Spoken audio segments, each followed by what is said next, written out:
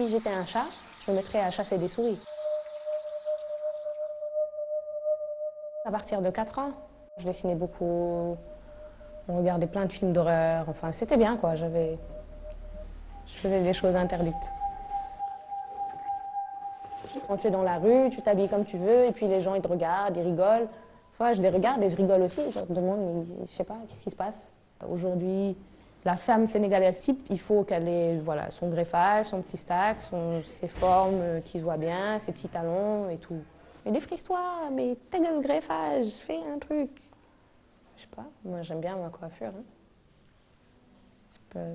Ou est-ce que tu as oublié d'aller chez le coiffeur, ou ton coiffeur il est mort, ou ce genre de truc. Ouais.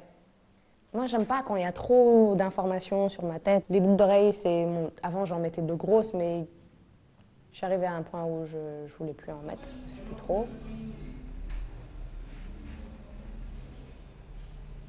J'ai jamais considéré que parce que je suis sénégalaise, je dois faire des grands boubous et des noquettes, quoi. Je veux dire, c'est pas de la rébellion ni quoi que ce soit, mais je fais vraiment ce qui me plaît et je le fais sans artifice et sans le forcer. C'est des choses qui me plaisent, qui me correspondent et je vois pas qui pourrait m'empêcher de mettre des cheveux sur des robes, quoi. Je le fais parce que c'est ce que j'ai envie de faire.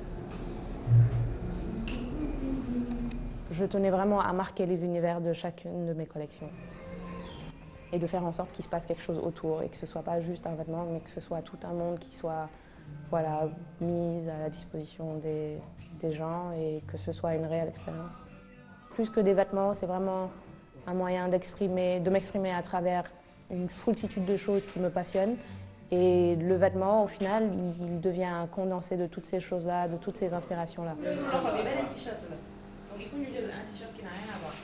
J'ai pas peur d'explorer de nouvelles matières ou de faire des mélanges parce que c'est une démarche que je fais avec un peu d'innocence, donc je me dis ah tiens ça c'est beau, ça peut aller ensemble, c'est intéressant, ça peut être cool. Une démarche qui ouvre plus d'horizons parce que forcément on s'exprime, on se laisse aller et on ne contrôle pas le résultat qu'il y a, mais on se retrouve avec des choses qui sont vraiment vraiment intéressantes, quoi.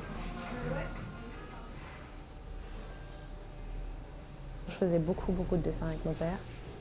J'ai toujours vécu et grandi avec ça, avec beaucoup d'images, beaucoup de musique et je pense que ça m'a donné envie d'explorer ce type d'univers-là, quoi. Et voilà, c'est tombé sur le stylisme.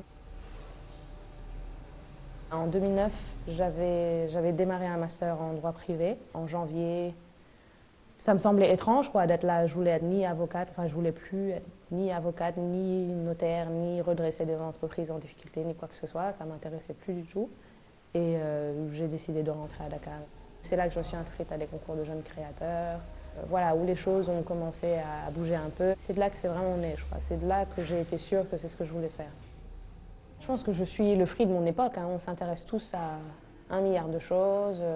On a tellement d'informations et tellement de moyens de découvrir les choses de façon tellement facile qu'il serait curieux de ne pas avoir cette curiosité-là finalement. C'est pas parce qu'on fait de la mode qu'on doit s'intéresser que de la mode et bouffer de la mode tous les jours, être dans les magazines tout le temps et voilà, d'avoir un peu des œillères que justement toutes les autres formes d'expression artistique, elles communiquent de la même façon. Tout ce que je vois dans le cinéma ou tout ce que je lis, tout ce que je peux écouter, ça peut très bien devenir un vêtement. Le trait d'union, il est évident pour moi. Et ça m'apporte plus de richesse, je crois, et plus de complexité dans mon travail, plus de profondeur.